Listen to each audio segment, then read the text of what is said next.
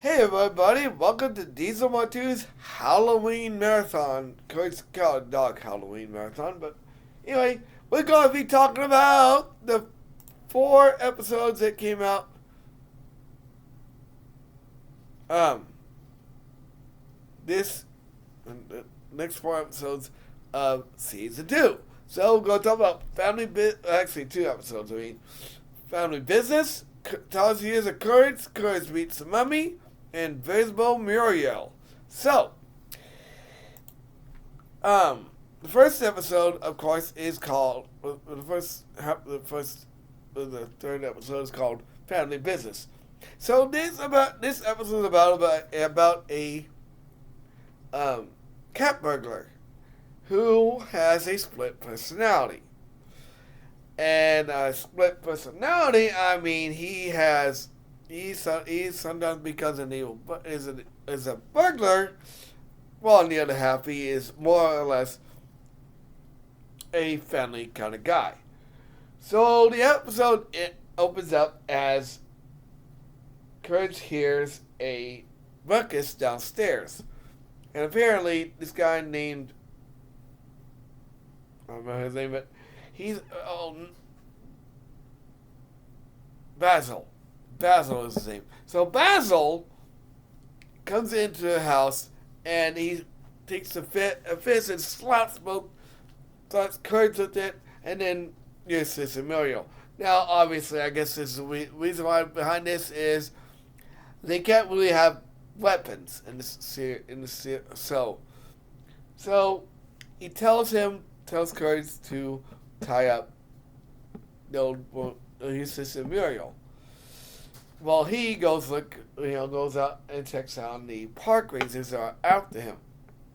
Of course, when he comes back, he shows his split personality.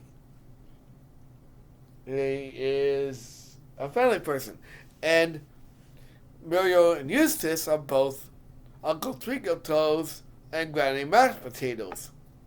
Don't ask. And Courage is Nigel. So they sit up. He tells him, "Why are you tying up Uncle Mashed Potatoes, and Granny Mashed Potatoes, and Uncle Twinkle Toes?"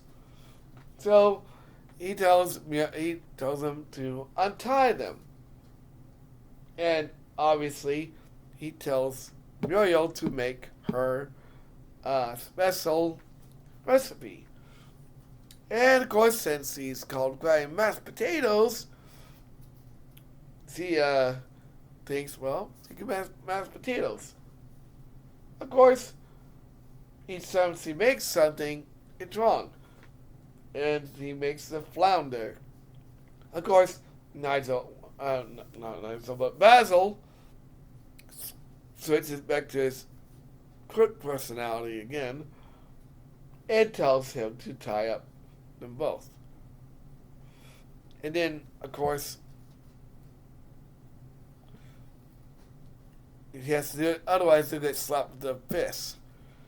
Then he turns back to his old self again, and he tells him, he asks Kurt, why? Again, this guy is kind of nuts, but he kind of isn't. So after Kurt unties them, Basil tells them that they should do a job, and that is to steal Mount Westmore's heads. Of course, at one point, Courage goes out and at one point tries to tell him he's in here, in the house. So anyway, it turns out to be that these guys are a bunch of idiots. Because you don't understand. Well, he's talking dog, but he has a sign pointing where the burglar is. Anyway, they go to the Mount Westmore and they start picking away at it. And of course, the park rangers come by and find out that Basil is there. And of course, they try to capture him. Then then he goes up Lincoln's nose. Yeah, Lincoln's nose. Of course, while they're doing this, every time Basil turns into his good side, he tells Uncle Twinkle Toes or Eustace to do his dance. Anyway, so eventually he goes up nose and Courage and Muriel tells him we should help him. And Courage goes in and of course I don't know why it makes sense why this happens, but Lincoln's ear is full of earwax. And he goes in, swabs the ear out, and then he goes in and saves Basil, and they're, they got this finger. I know, it's crazy. And, of course, Courage gets him out of there, and they're like, nah, he's gone now.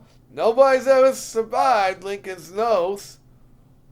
And so he takes, and Muriel finally tells him, you shouldn't be stealing. So he sends a letter to them about what he's doing now, which is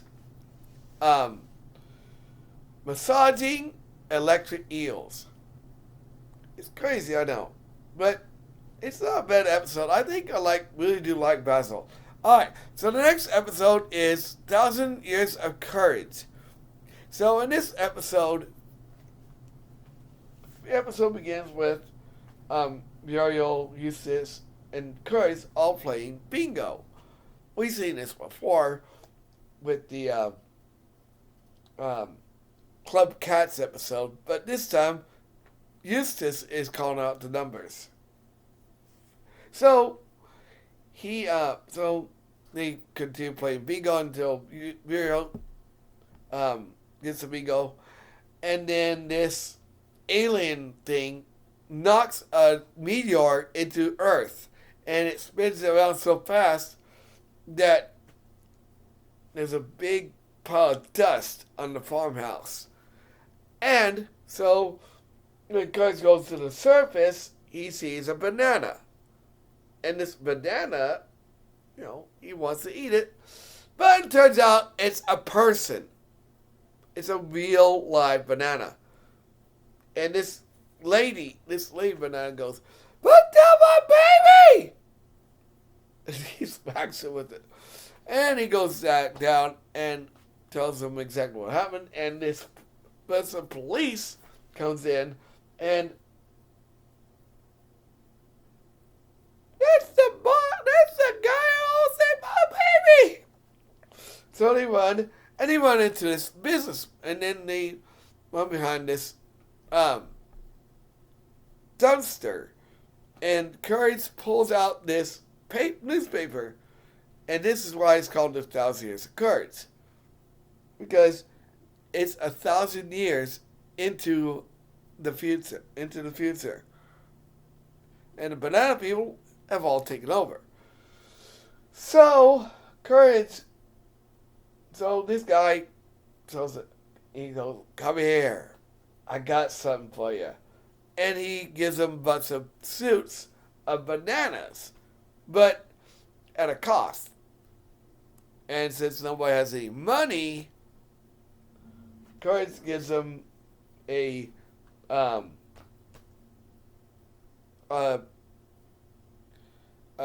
whale. He gives them it's an accordion and an anchor. Of course, Courage doesn't want to get them all out, so he's like, you drive a hard bargain, boy. And they go out, and they all get caught up in these bananas going to Banana Holla. And we'll get to that in a minute. So, Courage goes in. When they get there, Courage has to use the bathroom. And he says, I told you you shouldn't have drank all that soda. So, he goes in and uses the bathroom. And the same guy from before tells him, I really wanted an anchor. And he gets it from him. He's like, you're a good boy there, but I can't have you be a witness. And he drops him into the toilet, which is one of those stand-up toilets.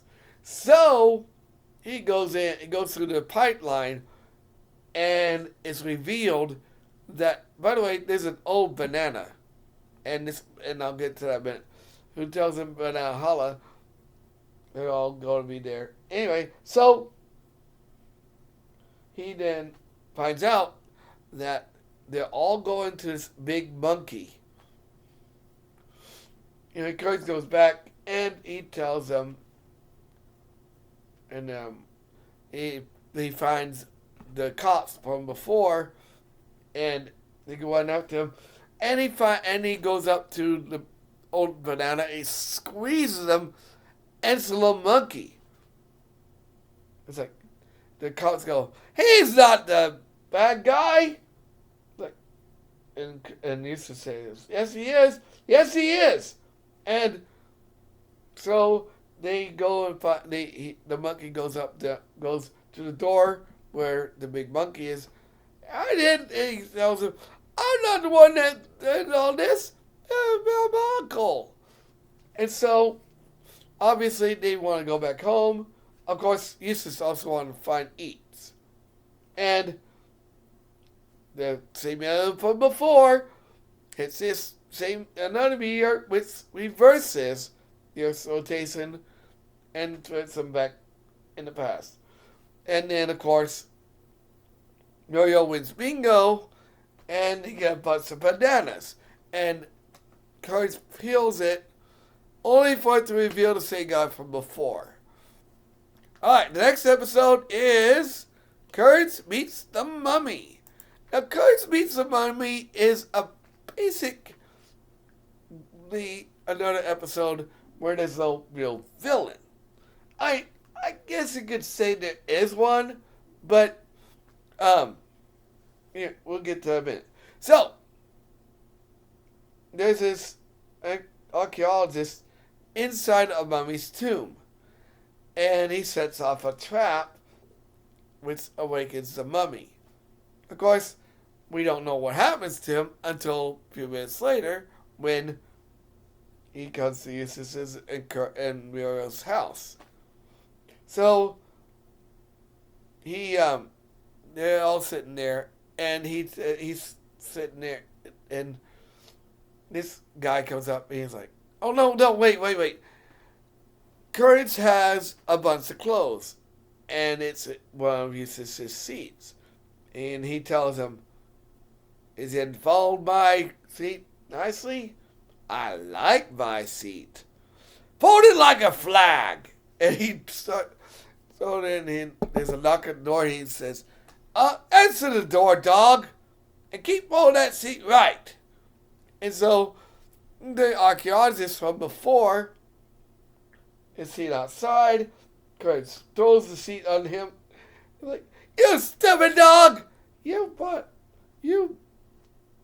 covered a stranger with my seat." So the archaeologist tells him why he's there and why he and tells him about the dangers that's coming up. The mummy from before is coming there, and he's seeking revenge against the Grand Poobah and the princess. Now, who the Grand Poobah and the princess are, get this, they're Muriel and Eustace, which Kurt finds out by asking the computer about him. So he hypnotizes them into thinking that the Grand Poobah and the princess. Of course, while this is happening, the mummy's coming there. He hits his ride on a caravan going into the country, which the caravan gets pulled over by this guy. He goes, "Okay," and then when he gets there, the mummy shows his passport. He's like, "Oh, okay, you can go." And then he goes on a plane, and this gal annoys him, And then, remember the guy from the episode, Hothead? He's in this episode too. And he picks up the mummy. He goes, "You want to ride?" He goes, "Get in, you fool!" And so they go to the house, and the whole thing from before plays out, and Grand Poobah, or Eustace, I should say, as the Grand Poobah, is giving out cookies to the princess. But obviously, there's some missing. So, Eustace blames it on the chef. But then, Courage, ties him up to the post. And then he tells him, and Eustace puts a note on his back that says, "I did it." He says, "See, I told you that he was one." And then, obviously, Courage puts on Eustace's back saying, "I really did it." And he goes, "We'll have to mummify the Grand Poobah."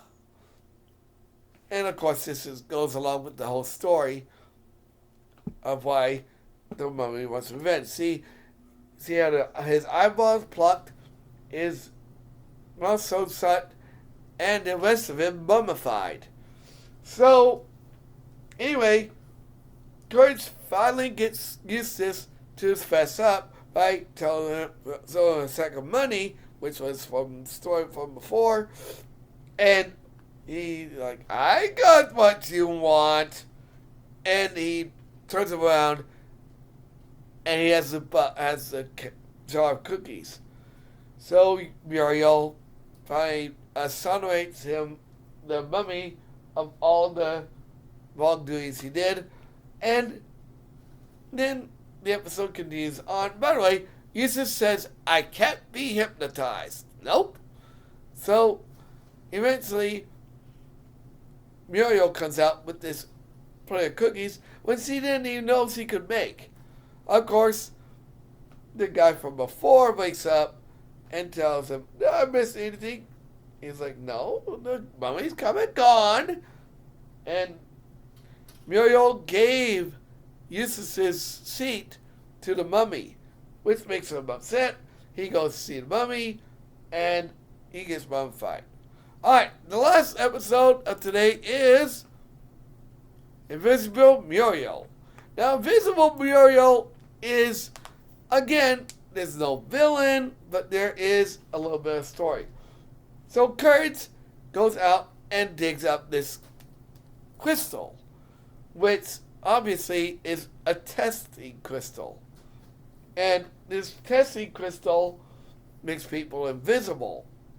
That's right, it makes people invisible. So, but Courage doesn't know this until later on.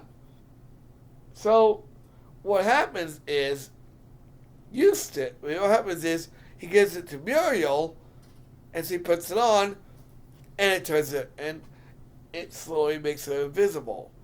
And so the government, the ones that are wanting this back, come in and find her.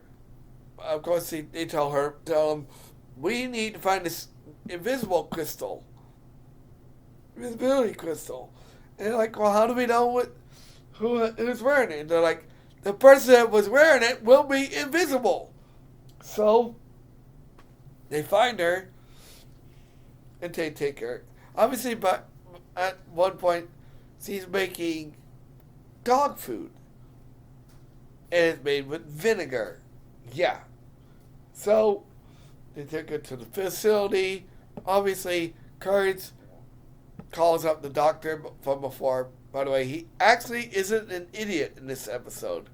He knows how to cure Muriel. So he tells him, "Just bring the invisibility crystal with you and the Band-Aid." So he does. He goes to the doctor. He tells him, "Now, I need to run a test. Someone has to wear the crystal." So the invisibility crystal doesn't work on dogs. So he gives it to Eustace, who turns invisible. And while that's happening, Grace has to go find Muriel. Guess where Muriel is at? She's at the same facility that the doctor is at. Of course, the doctor starts doing tests, or giving Eustace a pinch treatment with a lobster, smacking him with a whale, and then he goes, lunchtime. By the way, at one point, when the guards come by and try to give him, they eat a piece of toast, and then they catch her. So, anyway, when Eustace takes a bite of his sandwich, guess what? It's the stinking dog food. Filthy stinking dog food. And it turns him visible again. He's like, that's it. The dog goes, that is a cure. Filthy stinking dog food. You must wear, and he tells him you must wear the crystal again. And Chris comes by and tells him he knows where Muriel is at. And he's like, that is weird. I never knew that before. What is up with that? And so they decide to go ahead he goes and finds Muriel. But before he can, the guys from before come up to him and tell him. But before that, Eustace finds a gold refining facility. And he goes in. And we'll get to what happens to him in a minute. So, Prince is chased by these guys. And he finally finds Muriel. And flings the dog food on her. Which turns invisible again. And they're like, there's no invisible woman here. This is a dog. Is this a woman and a weird apron? So they let her go. And they close the case on the invisibility crystal and go for making statues out of gold. And Eustace is in the same area where the statues are being made. So the episode ends with Eustace being a statue of gold. I'm gold, Ma! So that's the end of today's episode video. Next, tomorrow we're going to talk about him in Habitrail, Mission to the Sun, Courage to Fly, and Cat's Candy. Like, comment, subscribe, share. I'll see you guys tomorrow with more Cowardly Dog Howloween.